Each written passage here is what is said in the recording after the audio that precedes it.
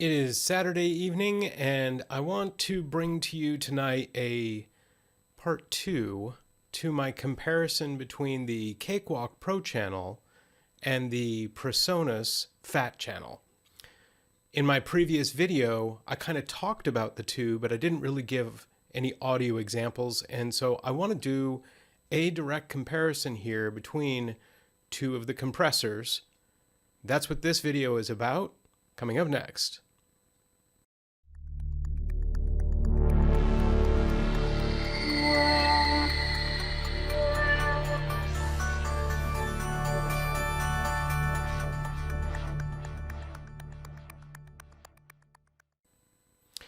Okay, so first of all, it's interesting because the last video that I did, I talked about the fact that the Pro channel was Cakewalk and the Fat channel is Studio One. And the two weren't in the same application at the same time, and I couldn't really do the audio examples because of that. But then I was thinking about it, and this is actually one of those pluses for the Fat channel that I actually mentioned in my video and did not take my own advice, and that is that it is portable. You can take it outside of Studio One and use it in another DAW, unlike the Pro channel and Cakewalk, which is stuck in Cakewalk. You couldn't use it anywhere else even if you wanted to. So to start this off, I want to show you Presonus Hub, right? And in the Presonus Hub program, you can see that things that were native, that were Studio One only plugins, not VSTs, have been made available through the Presonus Hub. So you can see I've had that Fat Channel collection here in the hub. So I have all of those different compressors and EQs in there. And then I also have an additional new one that just came out a couple of days ago, the Analog Effects collection.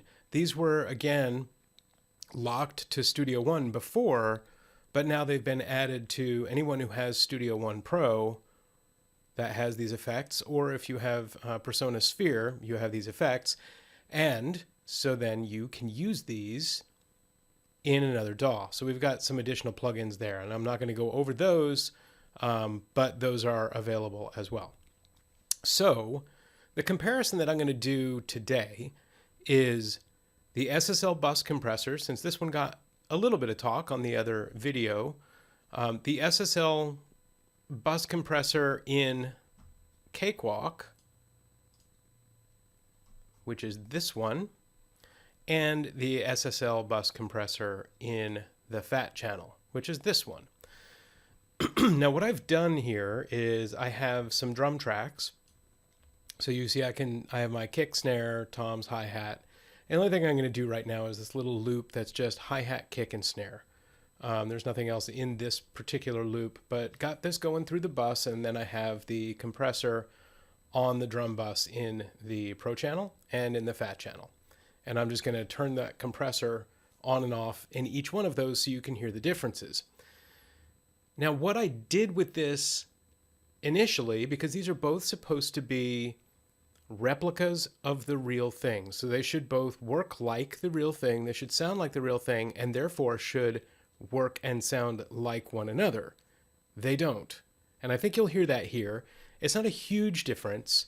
And also I do want to disclaim this right up front.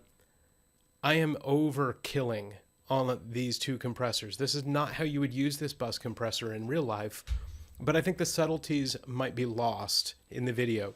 So I really want to push them hard, and you're going to hear how much compression I'm putting into those things. And there might be cases where you would use that like for parallel processing or whatever. Probably wouldn't use it this hard in general though. So I do want to show that. The other thing that I do want to show you is that, between the two, we've got the same set of controls, right? So you've got a threshold here, you've got your attack, your release, your makeup gain, and your ratio. And it seems like if both of them are accurate to each other and accurate to the original, they ought to be able to have give or take the same settings across the board and behave and sound similar. Where I found this not to be so is the threshold. for sure. Now, the other things I didn't get into the exact comparisons between, is this 10-to-1 just like that 10-to-1 or whatever. What I have here, though, is you can see on the Fat channel, I've got a threshold of -20. And then over here on the Pro channel, I've got my threshold set at -43. Now, the reason that I did this is not because they sound the same there, because I was trying to get the meter to do anything on the Pro channel side. And at -20, it literally doesn't. It does nothing at all. Like, it just barely just ticks up just the smallest little bit. And so there's effectively no compression happening at -20, and it's only the makeup gain.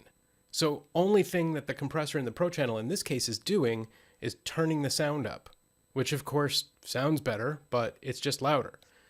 So you would have to turn it down and then kind of have no point.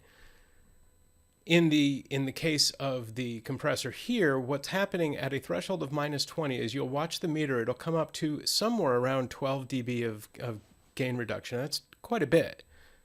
On this one, even with my threshold set down here at 43.5, even I set it to the max, it doesn't matter that much, it'll come up to about 8 dB of gain reduction. So they're going to sound different. They're going to be reacting different, and that in and of itself is a problem. Which one is really like the SSL bus compressor? I don't know. I don't know that. So let's listen first to the dry tracks, and I'm just going to flip this over here so you can see the drum bus and kind of where we're at with the overall level and stuff. So here's just the drums by themselves. This is straight off the module.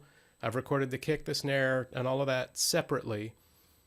Onto all of these different tracks. There's no compression, no EQ, no nothing. This is just direct off the module into these WAV files.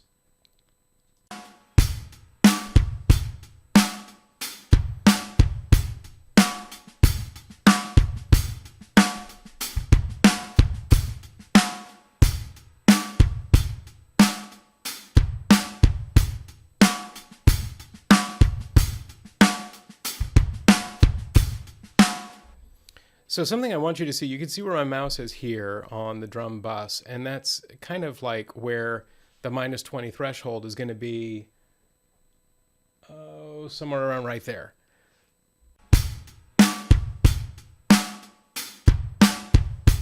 So you can see that that compressor ought to be kicking in at -20 pretty much the entire time.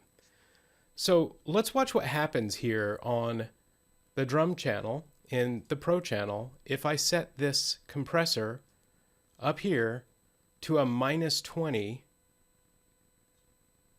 right? Let's put it right up there. And so I'm going to take this 8 dB of makeup gain, and I'm going to pull it down just for a moment so you can see what's happening here. So I hit play. Nothing is happening on this meter. Watch. It's barely doing anything here at -20. I've got to hit that makeup gain, and then of course I'm just getting louder.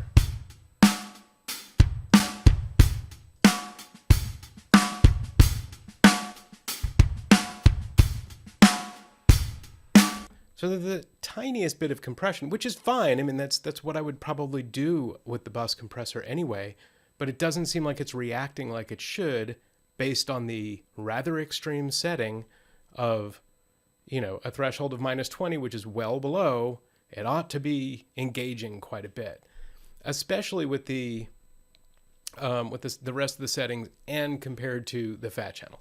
So let's put this back to how I had it. I had it at -43, give or take. Now this is going to sound utterly crazy, and I had about 8 dB of makeup. Right, about right in there. Now I want to show you those settings, so you can see threshold here is at -20. The ratio is at 10-to-1, aggressive, right? So ratio over here, let's put that up at 10-to-1, and then my makeup gain over on the Fat channel is kind of guessing, right? This is 0 to 15. There's about 10 dots there, so they're about 1.5 a piece. So I'm trying to get that someplace in that spot, right? The attack is at 10, right? The attack over here is at 10. Go ahead and make this at 10. Close enough. And then the release I've got here at 0.1, and the release over here I have at 0.1. So they're give or take set the same, except for this threshold. So let's hear what the difference is. We'll start dry, then I'm going to engage the Pro channel, back to dry, engage the Fat channel. Watch the meters. Knowing that the settings are the same, let's hear the differences between these guys. I'm not going to talk during this.